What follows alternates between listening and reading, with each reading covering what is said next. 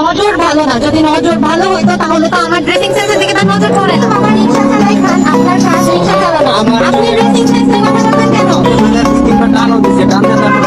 তো আপনি কি এটা করতে পারেন?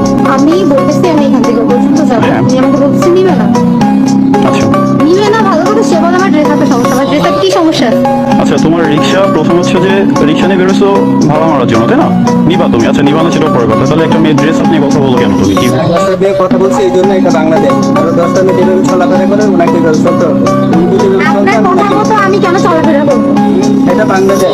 এটা বাংলাদেশ হইলো আমার গার্জিয়ান আমার যেভাবে চলাফেরা করার পারমিশন দিই, আমি সেভাবে চলি। আপনার কথা মতো আমার কেন চলতে হবে? আমাদের মতো লোকের জন্য আজকে আমরা মেয়েরা স্বাধীনভাবে চলাফেরা করতে পারি। আপনার পরিবার যদি আপনাকে স্বাধীনতা দিয়ে থাকে তাহলে আপনি কথা বলার কি? আপনি চলেন, আমি নেব না। আপনি কি আমাকে না, আমার পরিবার যদি আপনি সঠিক হয়ে যান, আপনি সঠিক রাস্তায় থাকেন, আপনাকে দেখে আরো 10 জন